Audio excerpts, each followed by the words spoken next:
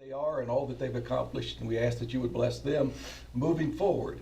And we also ask that you would bless us as we gather together here to serve the business of the school system of Pendleton County, that you would bless all the comments, all the decisions, and all the actions of tonight. Bless us with wisdom and discretion. Amen. Amen.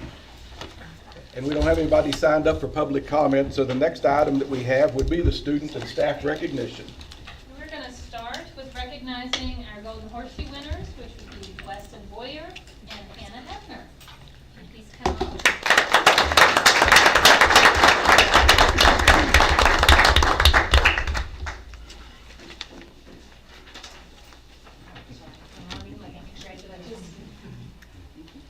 Congratulations. So should get JP up here too then. JP is a past winner. It's okay. Any others in the room? Anybody else? Past winner? No? All right. Congratulations to you all.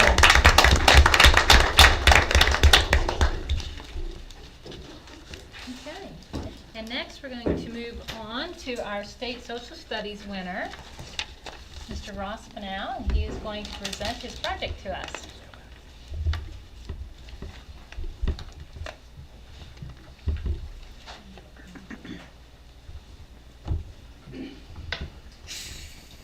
Go, fight with the impact of extracurricular activities on school climate and culture.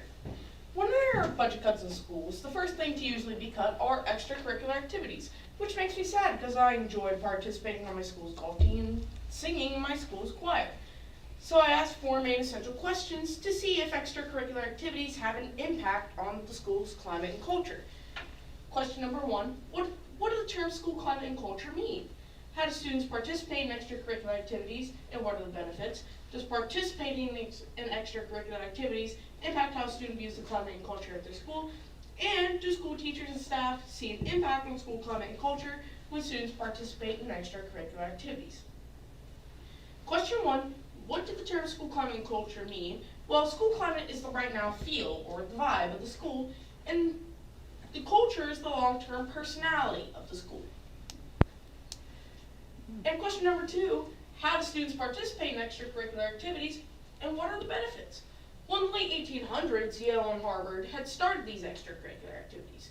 These were just literary clubs, debate teams, and fraternities.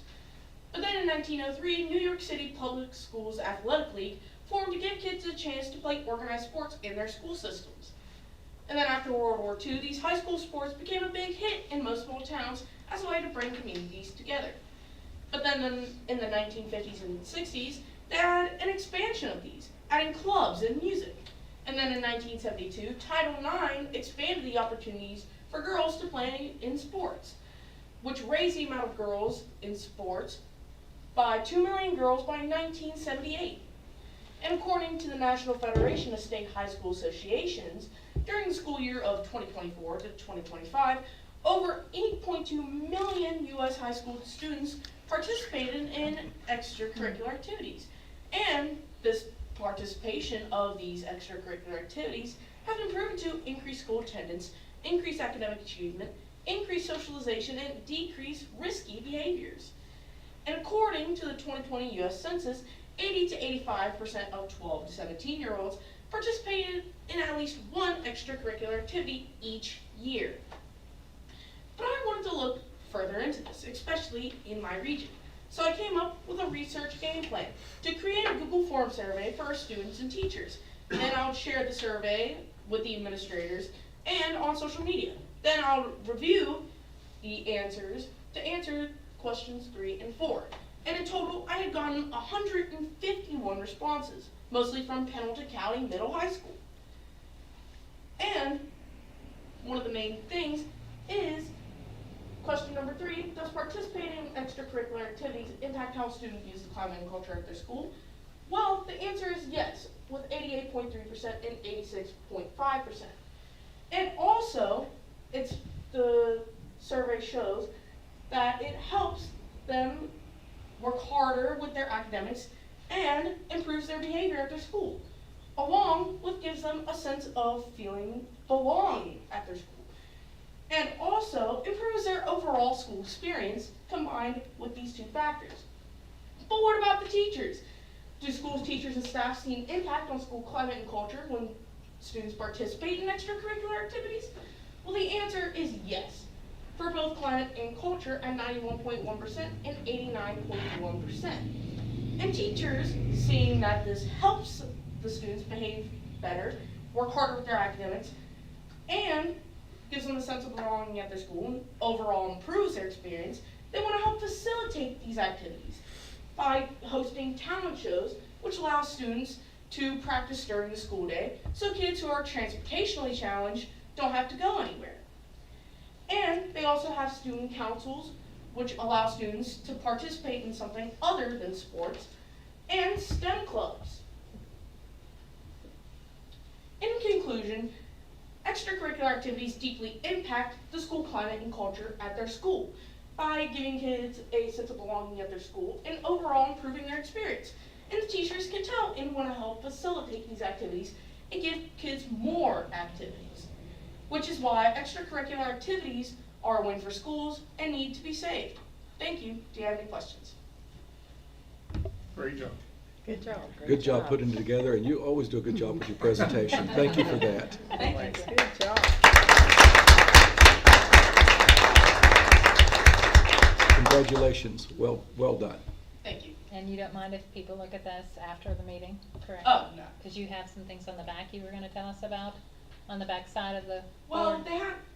it's mostly just historic pictures. Okay. And when I mentioned that in 1972, Title IX allowed girls to play in more sports, Pendleton County was actually ahead of their time and had girls playing basketball as early as 1952, Wow. which is one of the more interesting things I found in those historic pictures. Awesome. That is cool. Yeah, I had an aunt that played for Circleville in the 50s. Very good. Yeah, very Thank good. you. Very well Excellent. done.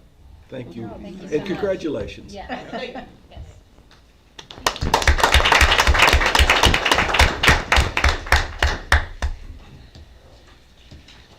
Moving on to staff recognition, I think that it would be very appropriate to recognize Miss Haley Craig, the teacher of all of these students.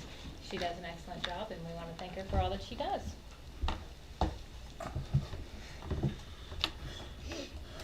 Okay. So our student and staff recognitions concluded. The next item on the agenda is the minutes of the May 5th meeting. We've all received those.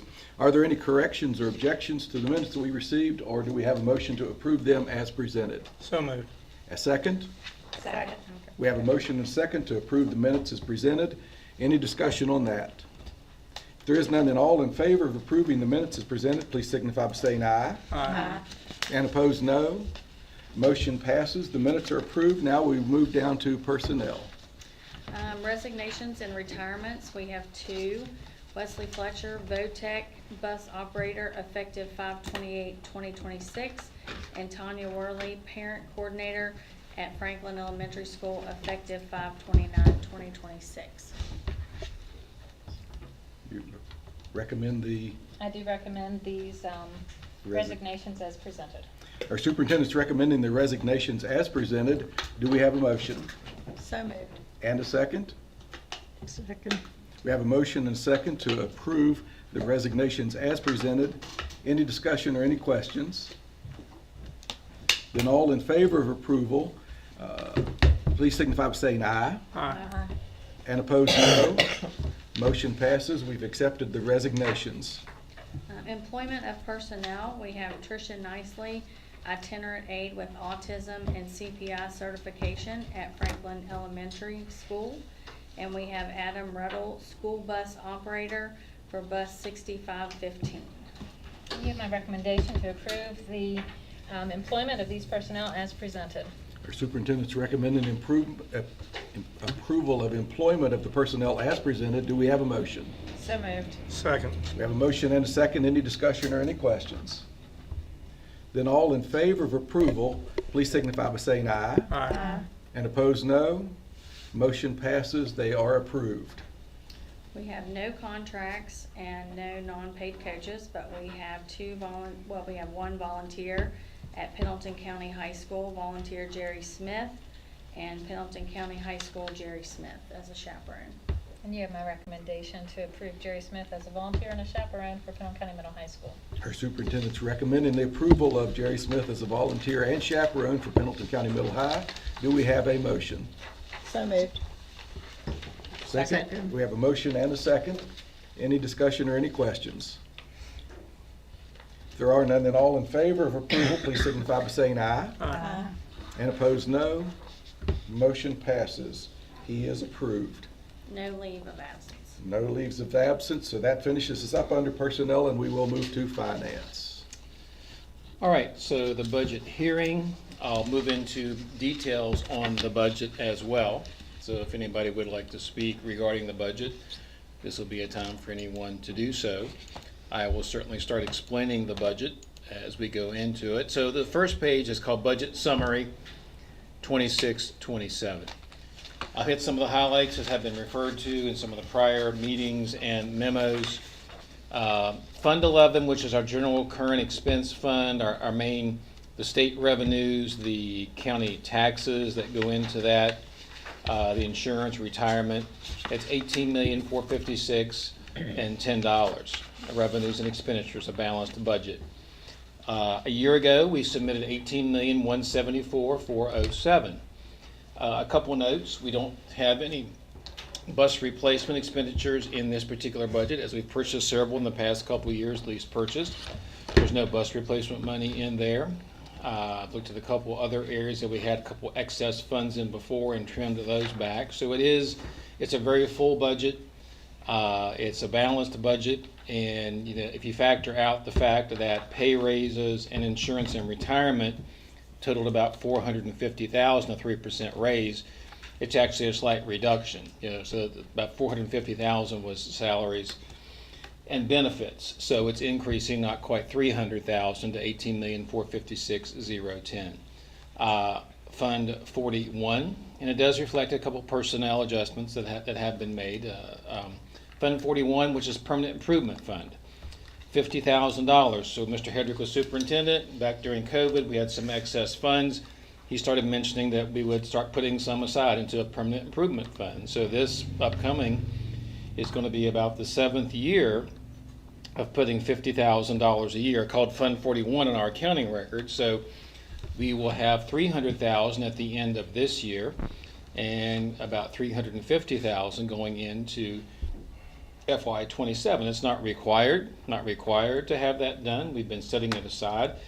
It will come in handy if we do decide to do further renovation projects, or we can find funding from the SBA for the roofing project at the high school that needs to be finished. Most of the school was re-roofed, several years ago. There's a bit remaining, and if we feel it's appropriate to provide a match, those funds could go towards that match as we negotiate with the school building authority. We have a separate project now for Brandywine, which we can at least purchase that equipment. So the funds are set aside. We don't want to see them be depleted rapidly, but they're there if we have a real need in permanent improvement funds. If we ever get to a point that we would decide not to set aside $50,000 a year, that's an option, but we're continuing to put $50,000 into the Fund 41. Fund 61, just about a $100,000 increase, $2,075,000 to $1,975,000. Fund 61 is the so-called special revenue fund. It is primarily, the biggest one in there is child nutrition, which we'll have some more detail on tonight, and also things like Title I, special education, Step 7D for mentoring. So some of those decrease, some of those increase, particularly Step 7D, and with food costs and labor costs, even child nutrition to a small extent. So Fund 61, $2,075,000 versus $1,975,000. Fund 65 is just transfers from like faculty senate funds out to the individual schools, payments from the schools back to the board office. It's a fairly new fund, and when we get to year end, we'll actually look at all the revenues and expenditures at the schools, bring them onto our books, and do a year-end adjusting entry. This is just a preliminary entry of faculty senate funds and some payments for child nutrition monies from the schools. The state no longer wants us to show those as revenues and expenses, but kind of like transfers in and out, which fall underneath this. That's where that comes from. So Fund 65 means transfers to and from the schools. 53,190 last year, 53,2 projected for FY27. So in total, 20.635 million budget for FY27 compared to 20,252,997. So an increase of approximately 2%. But if you factor out, again, the pay raises and associated fixed costs, it would be a slight decrease based on the actual budget to be presented. So that's the summary of the budget. I'm going to go back and look at the proposed expenditures and really just not go over all the pages of the handout because there are too many, but it does confirm, based on our report, that there's 20,635,007.39. It does reflect what I talked about with expenditures. No money for bus replacement. There is increased funds in there for the increased debt payments that we will have for the bus lease purchases. We did, able to reduce a position in professional and also with CIS and then with service personnel as well, so that's factored in. So 20,635,007 is the expenditure piece. And then the revenue piece I'll look at in a little more detail because it's a little more easier to read. So the revenue piece, we're looking at a carryover fund balance. Last year used 1.5 million. This year using 1.767 million. I think we'll be a little bit higher than that by the end of FY26, but I do want to be somewhat conservative. So we're kind of pushing the envelope there in that we try not to use all of our carryover to balance the budget, and there's some in contingency to offset that as well as the state requires, but we're pretty much maxing out there. Taxes went from 3.7 million to 3.8 million. Again, the state recaptures 85% of those local taxes, so we gain 15% to get to keep as far as balancing the budget. State aid increased by about 100,000, 7.7 to 7.8, but about again 400,000 of that is salaries and benefits. So it actually decreased, and the reason it decreased is we are getting funded for 1,382 students as opposed to 1,400 students, which we've talked about multiple times. So it's a net actual increase, but factoring in the pay raises, it really amounts to a decrease in trying to balance the budget. Then we have some retirement allocations and insurance allocations, which are pretty straightforward. And then we have the actual projects of Step 7 and all the way down to the various special projects that we have. So getting back to the summary page, again, it's a 20.635,007.39 budget for FY27 compared to 20,252,997 for FY26. We have been increasing our fund balance by 100,000 or 200,000 the past several years. It's going to be very difficult to continue that trend in FY27.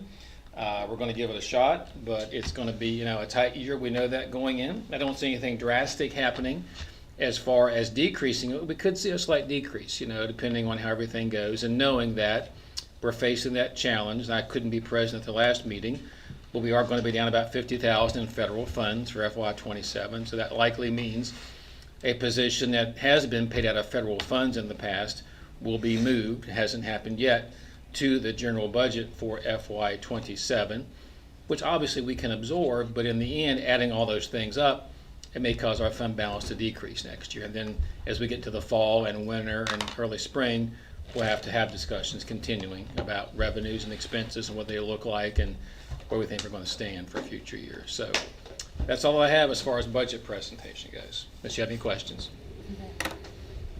Give my recommendation to approve the budget as presented. We have our superintendent's recommendation to approve the budget as presented. Do we have a motion? So moved. And a second? Second. We have a motion and a second. Any questions, any comments? And JP, for the benefit of everybody that's here, even though the number that we're carrying over is significant, it's still less than the state recommends. Right, correct. So so everybody's aware, the number seems big, but it is less than, a fair amount less than what the state recommends. Yeah, the state would like to see us in the 15 to 20% range.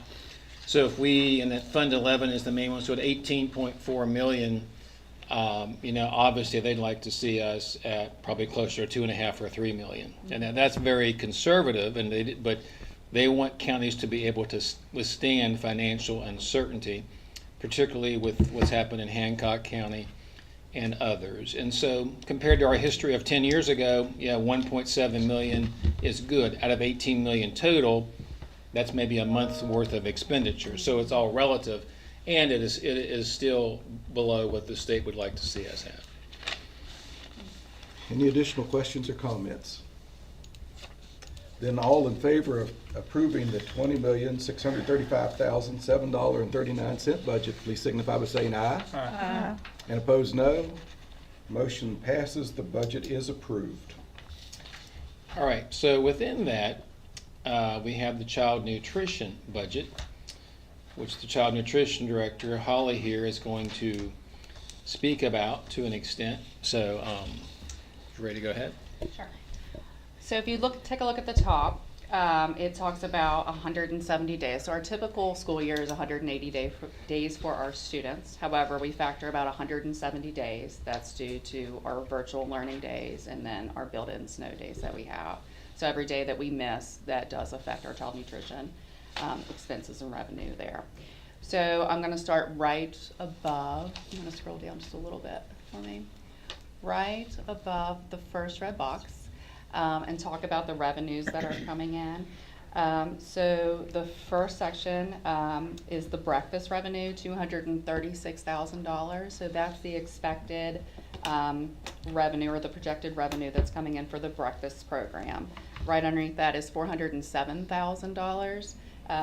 That is projected revenue for the breakfast program. Those rates are calculated off the meals that we had served in previous years, along with the projected reimbursement rate that we were given from the federal government. The next column down under revenue is the $18,800. That is the state aid that is provided to us. That number can fluctuate from year to year, but typically it's around that $18,000. $46,863, that is clock money. So clock money is given to us in, it's commodity letters of credit. So that is funds that are given to us in lieu of donated foods. So there's only, I believe, 2 counties in the state of West Virginia, Pendleton and Grant, that receive clock funding instead of donated foods. So we do not have to pick from this list of donated foods. We can actually just spend our money and then we figure out, make sure that the items that we're purchasing fit within the categories that they require us to be in. So that number can fluctuate depending on our percentage of needy students that we have. The $16,360, that is money collected from staff and parents, guests, visitors, anybody that eats at our schools. Which gives us a total revenue of $726,033.47. If you go down to expenditures, the next column, our projected food cost for 27 is $584,000 approximately. That number is created off of the actual numbers for 25. So 25, our food costs were $551,000. And then we use a 6% inflation cost to get to our 584. So actually, we ran some reports this year, yesterday, I believe. And one of my goals this year was to try to reduce that amount, which is difficult due to inflation. But because we implemented offer versus serve at the elementary level, we have done that at the high school level, where they can pick and choose what they want as long as they receive the components that they're required to have. But we started doing that at the elementary level, and we are projected to actually spend $10,000 less in food costs this year. Even so, with that, we still want to be conservative in our budget, and we're using the $584,000 for our food costs. Hopefully, we're going to be underneath that, and I'm very happy that even fighting inflation, that we came in under our number from 25. So hopefully that trend continues. For milk, we used $65,000. With the 6% inflation, it's projected at $68,000. However, we also ran reports on that, so we're projected at the end of the year to come in at 55,000. So we believe we've cut about 10,000 off of that as well, just in preventive food waste in the school, because there's always a lot of that with making kids take every item that we're serving. So I'm very happy that we've implemented the offer versus serve. So under the 68,000 for the milk, you will see $488,000. That is the projected labor cost that we're going to have. That number is calculated off of our 8.5 cooks that we have in the school, along with a portion of my salary and a portion of our child nutrition coordinator salary. We also adjusted that amount for the pay raise that's taking effect statewide, the 3% pay raise, and then also the increased health insurance costs that we'll have there. And then the bottom expense is for repairs and services, and any extra that's not a food cost. So things such as repairs to our refrigerators, if a dishwasher goes bad, a garbage disposal, any of those fall underneath that category. If the cooks end up using paper plates, or if they pack lunches and use paper bags, those type of things fall underneath that category. So the previous expense in the prior year in 25 was about $56,000. So with inflation, we estimated $59,000, which gives us the total expense of about $1.2 million. So, which leaves us a shortage of about $475,000 as our county contribution. And the labor doesn't really have a inflationary attachment to it. It's just based on what the projection is for FY27. The 6% is really 3% for 2 years, because you're looking at 25 numbers, you're in 26, projecting for 27. So 3% per year gives you the 6% on those numbers there. So you'll see the annual report for FY25 here in a minute, which does show where we ended last year by comparison, which was about $450,000 for FY25. We're hoping to be right about that, or in that neighborhood for FY26. And we're hopeful this is a little bit conservative, but it's in the budget that's just approved, $475,000. But I've talked to other personnel or other finance persons across the state, and it is a challenge, especially when you're small and spread out. The labor costs certainly are what they are, and we want to have good personnel employed to serve the food, but we have, small numbers, and so our ratios don't look great in those categories. But we're trying, Holly is trying to reduce whatever we can. The offer versus serve is certainly part of that, but certainly you're required to have so much local food purchased, and so some of that from Kilmer's, for example, say in Martinsburg, is pretty good, but it's pretty pricey. But we're required to have certain percentages of doing that. And Did you say they're not required, the kids are not required to get everything that's on the menu now? No, they're not. So before the elementary school level, just for, it was mostly done, to my understanding, just for ease, like especially preschool, kindergarten, they come up through the line, they take every item. So now they're able to choose, which makes it a little bit more difficult for our staff, because it's a little bit more time consuming, but it's also preventing a lot of waste. And while it's preventing waste, it's also preventing I was going to expense. say, I ate lunch at Norfolk one time and they had peas.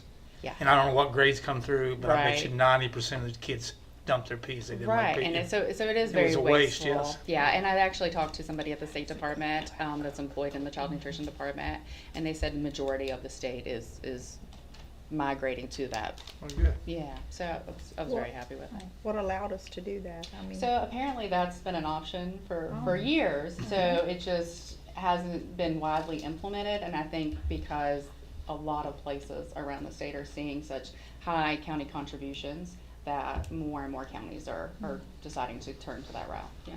so how does a cook know how to prepare? So they adjust. I mean, you know. So we've had that conversation among other cooks, or with the cooks in the county. Before, if they were making 2 pans of peas, the first day they did the offer versus serve, they made the 2 pans of peas. But then after that, they realized, oh, we're not gonna take the peas.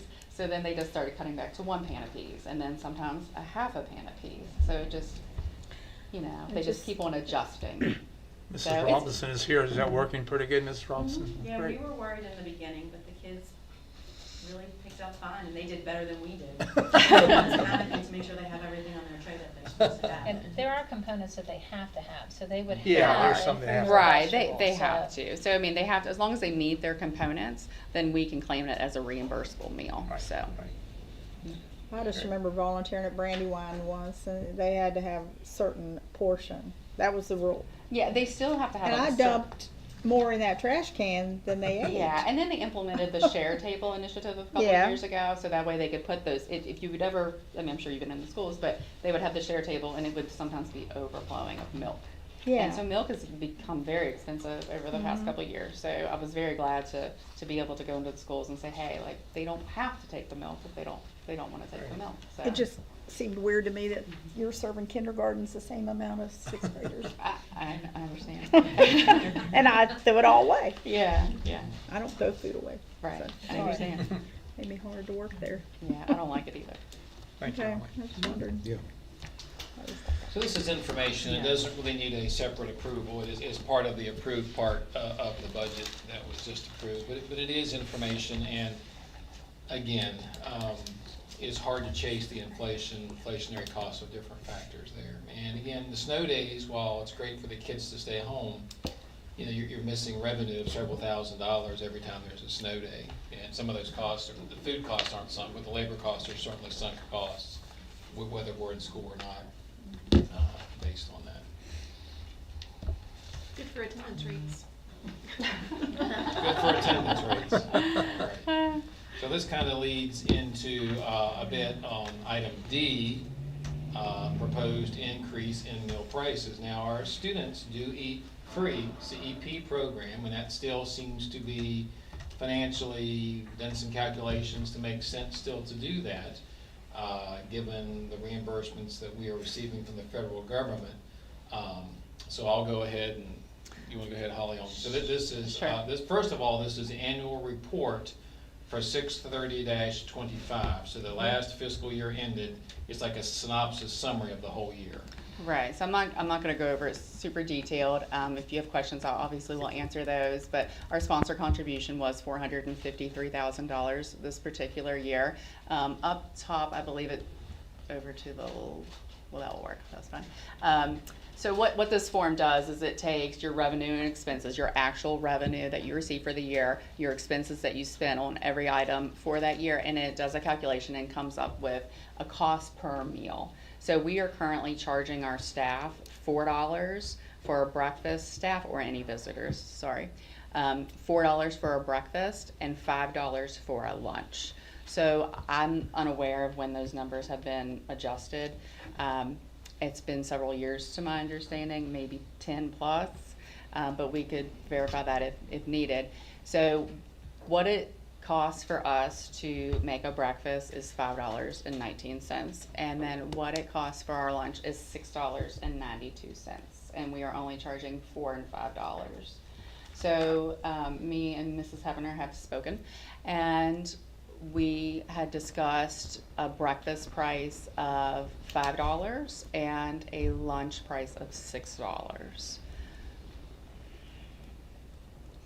We're not gonna change the students' rates because if they buy a second meal. Correct, we're gonna right, keep so, those as right, they are, so there'd be no their second changes. price would still be the same. So they are currently paying $1 Right. for breakfast, for a second breakfast, and then $2 for a second Right. lunch. So we're not discussing changing those. These would Right. just be for our visitors, or staff that's in the building that we would like to make the adjustment for.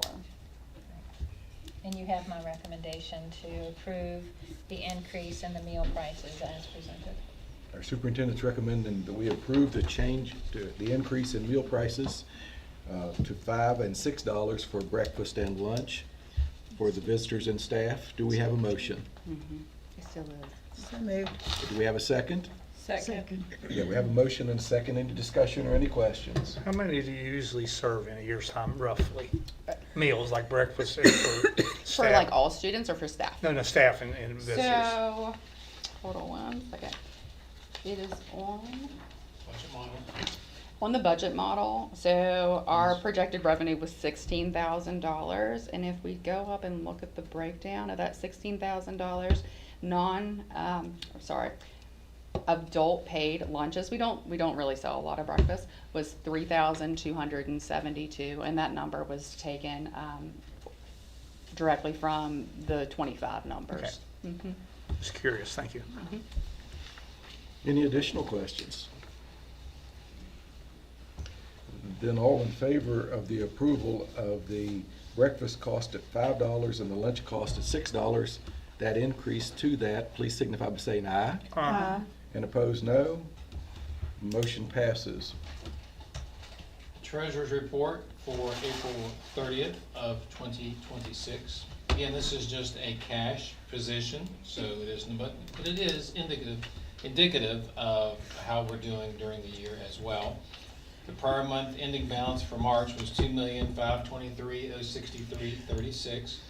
Receipts for the month, as we had some additional payments of taxes that the sheriff's office remitted, $1.897 million. Disbursements, payments for the month of $1.193 million. So going to the yellow on the right, that gave us a current month ending fund balance of $3,226,562.75, compared to a year ago, $2,961,995.73. Again, that's cash, so that depends on grant reimbursements and those things. That's certainly solid. The fact that we are holding our own and increasing a little bit. But of course, when we get to year end in May and in June, we have all the summer payrolls to write in June, which is 3 months worth. So while cash won't be going out the door, the expenditure side will show a lot more expenses in June, which will get us back to somewhere around the $2 million figure because of all the payroll in June. But again, holding our own in cash, which is good. Scrolling down the page, we had one reconciling item on accounts payable. That was in the system. We didn't clear the bank statement until after the end of the month. Going down to the very bottom, interest checking 3.79%. Interest earned for the month to date, almost $7,972.93. Year to date, broke the $100,000 mark since July 1. 101,356.70 for interest earned on that. So second page is just detail on the bills, tying back to the bills that were approved. Gross payroll for the month was just over $800,000. Then we take into account the net checks minus the withholdings, and that reconciles back to our position here at the end of April, $3,226,562.75, which is just about $260,000 higher than a year ago. But again, cash can fluctuate, but it is certainly good news to have it exceeding the cash position of a year ago. Yeah, my recommendation to approve the treasurer's report for April 2026 as presented. Our superintendent's recommending approving the April treasurer's report. Do we have a motion? So moved. And a second? Second. We have a motion and a second. Any discussion or any questions? Then all in favor of approving the April 30th treasurer's report in the amount of $3,226,562.75, please signify by saying aye. Aye. And opposed, no. Motion passes. The treasurer's report is approved. Thank you. No budget revisions for tonight's meeting. Financial update. This is something that I'm not even sure if Nicole has looked at this yet, but it shouldn't be too outside the norm.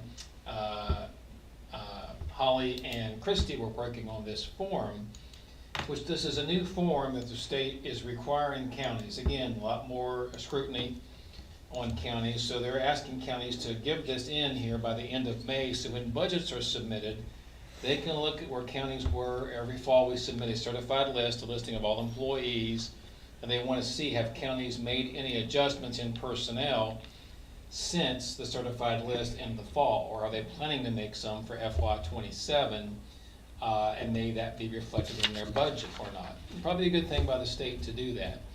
So, and so this was just meant to be as reasonable as possible. There was a service position that was eliminated due to lack of need. There were several positions that were abolished or no longer needed. But there were several positions that were rearranged or brought back, or in some cases reconfigured, that were there. And so I'm looking at Fund 11, left-hand side. So basically a service position and a professional position in Fund 11, as far as reductions. And a year ago, we didn't have this form, But thinking back to a year ago, the pre-K, the third pre-K at FES was not refilled. The technology position was eliminated, and that teacher was transferred. So as we continue to have a good year in '26, there were, reductions even for 26 into 20, or 25 into 26, 26 into 27, and we'll continue, just financially need to be thinking about those. Fund 61, which was the grant for CIS, there was a position there that was able to be combined when there was a retirement.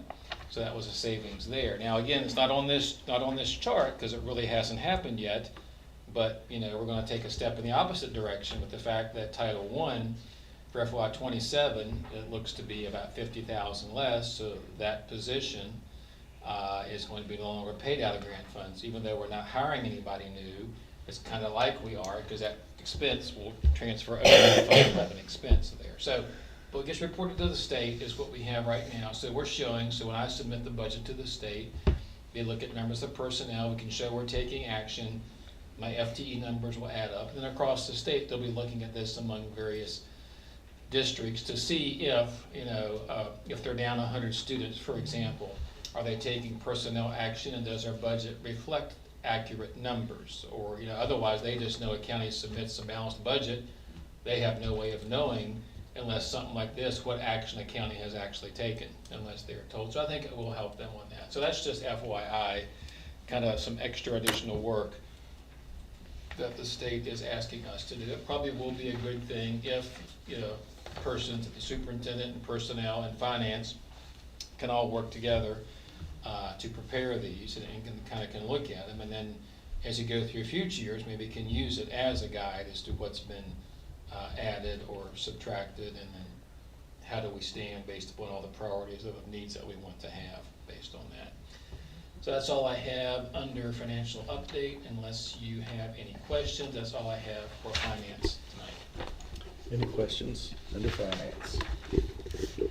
Okay, I think we're done in finance then, and let's move to facilities. Okay, a couple things, and some of these are just reminders. We do have the MIP grant out there. The presentation for those funds at the state level will be June 23rd. I believe that's correct. The FES pressure issue at that project will get started in June. I did try to find an update for the Homeland Security grant that we have. From what I understand is that money has been unfrozen, but I just keep getting a automatic email back whenever I send it in there. So it says it will take 45 to 60 days for them to catch up. So no update on that. In early June, critical response group will be in the county. There's a state mandate that we have to have all of our schools mapped now, and the state provided funding for that, so they're coming in the first week of June. I'll be taking them around to all the elementary schools and high school, and they will map out on a grid system all of the schools, along with any safety features that we have in there as well. That'll be on there, and that'll communicate with the 911 center in case we ever have an emergency. So I'll know a little bit more probably at the next meeting about that. So just want to give you a heads up on that. Any questions in facilities? I'm good. Okay.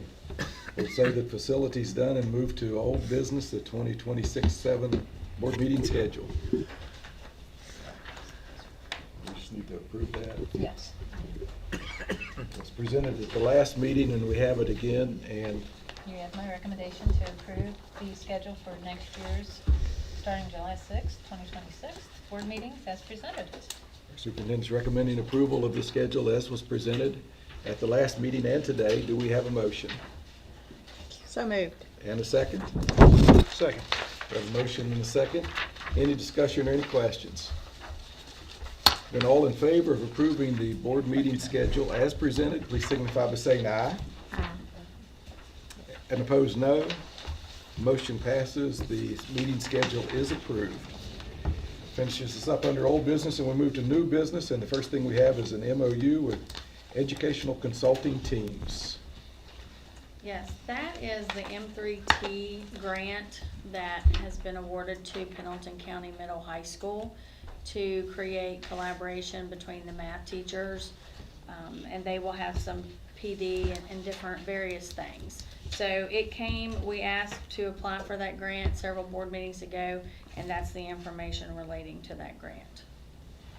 And you have my recommendation to approve the MOU with educational consulting teams. We have our superintendent's recommendation to approve the MOU with educational consulting teams. Do we have a motion? So moved. And a second? Second. We have a motion and a second. Any discussion or any questions? Then all in favor of approving the MOU with educational consulting teams, please signify by saying aye. Aye. And opposed, no. Motion passes. The MOU is approved. MOU with communities and schools. This is our annual MOU for communities and schools. It gives you the budget. They will be providing $150,000 to Pendleton County Schools. It tells you the number of sites where we have communities and school site coordinators. So it's just the annual agreement that we have with them. And you have my recommendation to approve the MOU for communities and schools as presented. Our superintendent's recommending that we approve the MOU with communities and schools. Do we have a motion? So moved. And a second? Second. We have a motion and a second. Any discussion or any questions? Then all in favor of approving the MOU with communities and schools, please signify by saying aye. Aye. And opposed, no. Motion passes. We have approved the MOU with communities and schools. MOU with WVDE Child Nutrition Department. So this is our annual MOU with the WVDE Child Nutrition Department as well. The main purpose of this is it just outlines the responsibilities for the schools participating in the federal child nutrition program for the 26-27 school year. It states that we must operate as a nonprofit food service program. We must meet the USDA nutrition requirements and follow regulations from the federal and WVDE departments. So. And you have my recommendation to approve the West Virginia Department of Education Child Nutrition Department MOU. Our superintendent's recommending that we approve this MOU with WVDE. Do we have a motion? So moved. And a second? Second. We have a motion and a second. Any discussion or any questions? Then all in favor of approving the MOU with the West Virginia Department of Education's Child Nutrition Department, please signify by saying aye. Aye. And opposed, no. Motion passes. We have approved the MOU with WVDE Child Nutrition Department. Student transfers. We have one transfer request for this evening. It is TR 2627 number 3. So it's a transfer request for the start of next school year. And you have my recommendation to approve this transfer. Our superintendent's recommending that we approve the student transfer 2627 number 3 for the next school year. Do we have a motion? So moved. And a second? Second. We have a motion and a second. Any discussion or any questions? If there are none, then all in favor of approving the student transfer request number 2627 number 3, please signify by saying aye. Aye. Opposed, no. Motion passes. The transfer request is approved. Board office repairs. Yeah, so I wanted to share a couple things that we've found as we've been in this building and want to try to work towards a solution to make things a little better. I'll start off with the first thing. When we first moved into this building, the alley back in the back where daycare comes in and out of and several of us park, we had some small leaks in the gutter, which is very high up in the back. And over the last 3 years or so that we've been in here, it's progressively getting worse. Up by the daycare where they put their trash cans, it leaks all over there. It is working on the concrete blocks because it's falling on there, and then all the way back that alley it kind of leaks pretty bad, and the gutter's just rusted through. And it is the big industrial size gutter, so it's not like your household gutter. I'd like to move forward with replacing all that in the back. It's about 120 feet long that we have to do, and of course it is high, so we'll have to use a man lift I do have a quote for that, and that also replaces the downspouts, gets rid of all the old guttering and all that good stuff. But for $8,953 to go ahead and replace that in the back. So that's the first thing. The second thing we talked about and have looked at this winter, of course, we had the ice, and we do have one pitched roof on this building, and I believe it starts, if you go straight up this wall here, is where it starts at, and it goes across us. But anyway, there's no snow guards on there. And so as the ice built up there, it sat up there for quite a while, and we were having meetings in here, and it is sliding off there as it started to melt and coming down on this flat roof here. It crushed in one top of our air conditioner. It knocked the other one off as it came down. It hit the switch. But also, there's a little bit of a risk if it goes off fast enough, it could go on out into the parking lot and hit our cars. Same company with the guttering in the back would install the snow guards on both sides of the pitched roof so that we could hopefully take care of that. It's about 210 feet of that. It's $5,486. So if you have any questions on that, I just want to share that with you, kind of a couple of things we need to take a look at. Is there something more we should do to maybe protect our, you said it hit the air conditioning or the Well, this outside will unit? take care of it. If Okay. this will keep everything from sliding off at one time. So it'll have a slow drip into the gutter system, and then the gutter system would take the water off. They're gonna be like, I'm sure, big industrial Mhm. snow guards. Yep. Okay. Skyline Roofing's who came over, took the pictures, went up, and they'll actually fabricate the pieces themselves to put up there. So. And you have my recommendation to approve these repairs as presented.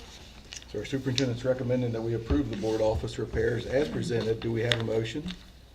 So moved. And a second? Second. We have a motion and a second. Are there any questions or any discussion? If there are none, then all in favor of approving the board office repairs in the amount of $8,953 and $5,486, please signify by saying aye. And opposed, no. Motion passes. We've approved the repairs. The next item in new business is the executive session and climate and culture, but I'm going to move that to the end of the agenda. We'll do everything else before we get to that.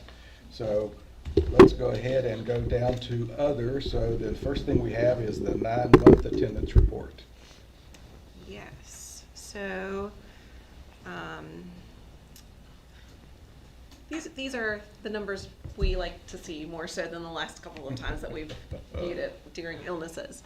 So everybody's doing really well. The best individual grade percentage for the 9th month was North Fork Elementary's 3rd grade. And you can see there it was 97, almost 98%, which is amazing. The best individual school percentage was Franklin Elementary at 95.19%. 3rd grade was the best overall county grade at 96.27, and then the county as a whole was 93.69. When we are past day 170, so we're in our home stretch of the last 10 days. I think someone earlier today said 7.5. Mr. Lambert, I think is who it was.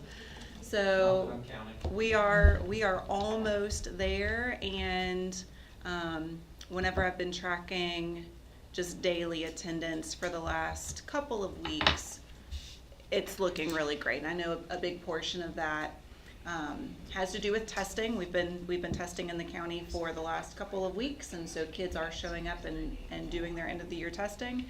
And if they aren't testing, they are doing other fun things. So our elementary kiddos, they love to come, and we want them to be there. Our older ones, I was talking earlier, sometimes slack off a little bit at the end of the school year. So if we can keep those numbers up, the high school will continue to be in good shape, and everybody's looking in a good position. Almost every school is at a lower chronic absence rate than they were this time last year. So I think we'll finish the year strong. Congratulations on the improving trend, even if you're more at the mercy of it but you do a lot of work to get it there too. But our schools do a great job with it. They do. Congratulations. Thank you. It's, we haven't, you were talking before the meeting about the school that had closed because of illness. We haven't had that. Yes. It Thank was close goodness. For Brandywine. Yes. A couple of the schools. There Too. was definitely a couple of stretches this year where, It was tough. I mean, I've never seen the percentages down where they were, and it was clear. And we don't want kids to be in the building if they're sick. You know, we want them to be home and recover, but making attendance a priority outside of those times is how we end up where we are. And if they're there, then they're able to learn, and ultimately that's what we're here for. Any questions? Thank you. I think the next thing we have then is school improvement student achievement. All right, we are almost done with our general summative assessments. I think we have maybe 2 students, very few, but we're finishing up. The scores are currently embargoed. We cannot share any of those. The West Virginia Department of Education will release those in the summer. So also just school improvement, student achievement, track and softball are headed to Charleston, state bound, so we're proud of them for that. So, track this week and softball next. So. Congratulations to them. Mm-hmm. A superintendent's update. Okay, we have baccalaureate tomorrow evening at 6 at the high school. Sonny and I have an epic meeting Thursday at noon. Graduation is this Sunday at 2 p.m. The last day for our students is May 28th, next week, an early release. And May 29th, we have a professional learning day. And I do ask as a reminder to our board members to review our policies, because that will be on the next agenda. So that binder that I provided the last meeting, that will be our second reading on the next agenda. So I just wanted to mention that as well. Any questions under superintendent update or conference and meeting update? We have South Branch Career and Technical meeting Tuesday, May 26th in Petersburg. Anything else? Then let's go back to new business and the climate and culture. You want to make a discussion first? Oh, or yes, you want okay. us- Yes, so on the board docs, there is a summary, thanks to Carrie. She did all of this for me, and I very much appreciate it. She has taken the data from the latest survey, and she compared it to the fall data. And she did that for each question. There are 10 questions. So you can see for each area, most of it is growth. So we're very proud of that, and the principals are working very, very hard, and there's a lot of good things going on. So that's a document that everyone can look at. There are various questions on there. For instance, the first one, are there meaningful opportunities for professional growth and development? So I'll just go over this one. The board office was at 4.5 and dropped to 4.13. Brandywine was at 4.43 and grew to 4.75. Franklin Elementary was at 3.6 and grew to 3.83. North Fork was at 3.71, grew to 4.1. The middle high school was at 4.48, dropped to 3.86. So an overall of a 4.04 to a 4.13. And there are 10 questions, and that document is available for anyone to look at. And I will be sending that out to the principals tomorrow. Now, do you have a recommendation? Yes, I have a recommendation that we go into executive session for West Virginia Code 6-9A-4-6. The superintendent's recommending that we go into executive session for, under climate and culture aspect here, under 6-9A-4-6. Do we have a motion? So moved. And a second? Second. We have a motion and a second. Is there any discussion? Then all in favor of going into executive session for 6-9A-4-6, please signify by saying aye. Aye. And opposed, no. Motion passes, so at 6:29, we will go into executive session. And we'll go out.